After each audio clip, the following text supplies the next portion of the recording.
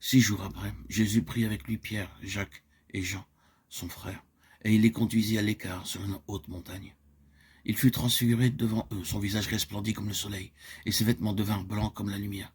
Et voici une voix fit entendre de la nuée ces paroles, celui-ci est mon fils bien-aimé, en qui j'ai mis toute mon affection.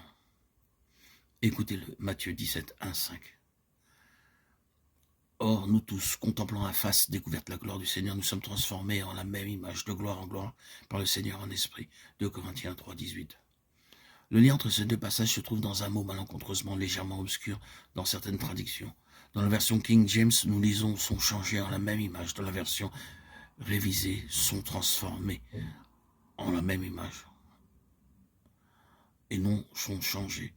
Les réviseurs ont légèrement amélioré l'autre version avec une sensibilité plus fine, mais ils évitent la bonne traduction par ce léger changement en transformer au lieu de changer. Le fait demeure que nous avons ici le même mot grec que celui qui est employé pour décrire ce qui est arrivé sur la montagne, et il fut transfiguré devant eux. C'est exactement le même mot que celui qui est traduit ici alternativement par changer ou transformer. L'exacte traduction serait plutôt transfigurer en la même image, indiquant ainsi que les enfants de Dieu doivent connaître une transfiguration comme ce fut le cas pour le Seigneur Jésus.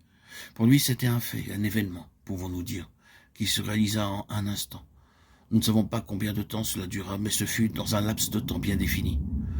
Pour nous, bien sûr, cela implique un long processus du début de notre vie chrétienne jusqu'à son apogée.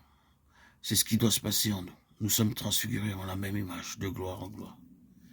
C'est un défi pour nous, pour l'histoire d'un chrétien, pour la vie et pour pouvoir progresser. Je suis toujours conscient que c'est un domaine très délicat de faire des comparaisons entre le Seigneur Jésus et nous-mêmes, car il y a quelque chose de différent en ce qui le concerne.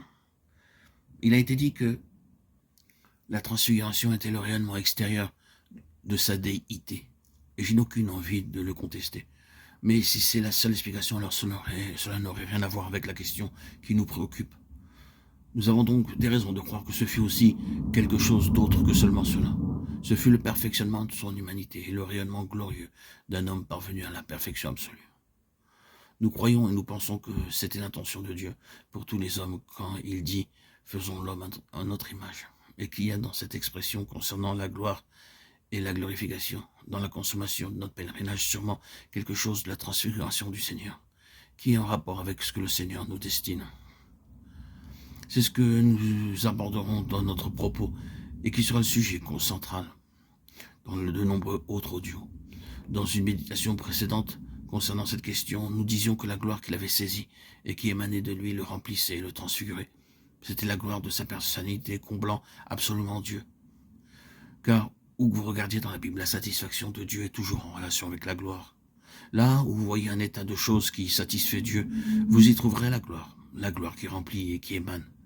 C'était le cas pour le Seigneur Jésus, et c'est pourquoi la voix venant du ciel l'attestait et a mis l'accent sur lui en déclarant « dans lequel j'ai trouvé tout mon plaisir ». Le Père était complètement satisfait en lui.